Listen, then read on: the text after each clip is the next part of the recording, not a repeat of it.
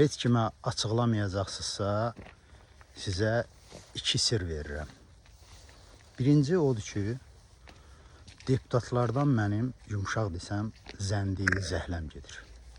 Biraz qabağa gedib onlara hətta nifrət elədiyimi, ikrah duyduğumu deyə bilərəm. Çünki özlərinə hörmət eləməyən adamdılar, saxtakardılar, yalancıdılar. Dünən bu deputatlar büdcəmizi qəbul elədilər. Mən bu barədə 2 dənə videoda xəbər verdim. Və o büdcədə nəzərdə tutulub ki, gələn il nə maaşlarda, nə pensiyalarda, təqaüdlərdə heç bir artım olmasın. Amma cərmələr artacaq, vergilər artacaq və s. Gördüm ki, xalqımızın mütləq əksəriyyətdə mənim kimi bu deputatları xoş qarşılamır, onların bu əməllərin lənətləyir, ağır-ağır sözlər onların ünvanına çatdırırlar.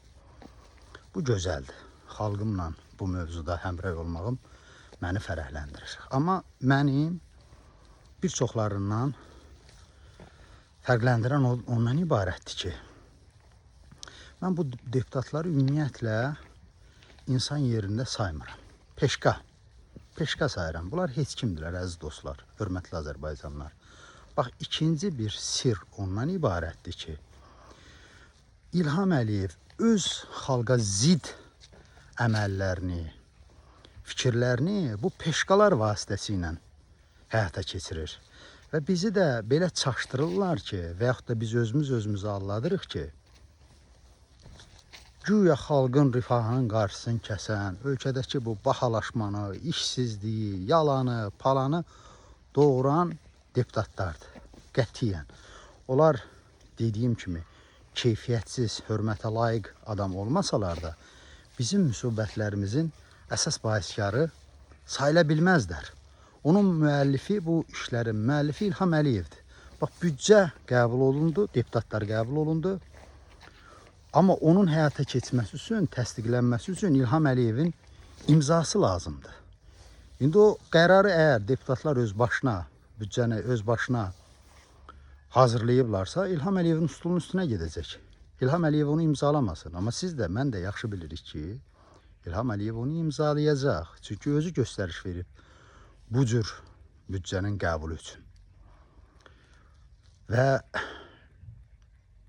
belə bir fikir də yaranır ki, bir halda ki, bu deputatlar heç nə eləmirlər, heç bir səlahiyyətləri yoxdur, heç bir fikirləri yoxdur. Onda İlham Əliyev bunlara niyə xərc çəkir?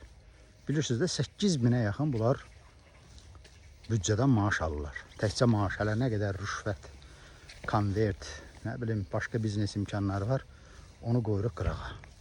İşin mühüm məqamı da elə bunda yerləşir ki, niyə İlham bu parlamenti saxlayır, bu deputatları saxlayır. Rədd eləyə bilər də, deyər ki, siz mənim cibim üçün artıq yüksüz. Onsuz da özüm nə deyirəm, onu da yazdırıram, pozdururam. Hə, bax, o deputatxana, bəzi nazirliklər, bəzi icra hakimiyyətləri, əksəriyyəti ona görə saxlanılır ki, xalqın nəzərin İlham Əliyevdən yayındıra bilsinlər. Xalq öz müsibətlərinin əsas bahiskarını qoyub, bu deputatçığazları yamanlasınlar, söysünlər, təhqir eləsinlər, tənqid eləsinlər, alçaltsınlar. Desinlər ki, xalqımızın inkişafının qabağında bu adamlar durur. Halbuki onlar, dediyim kimi, heç kimdilər.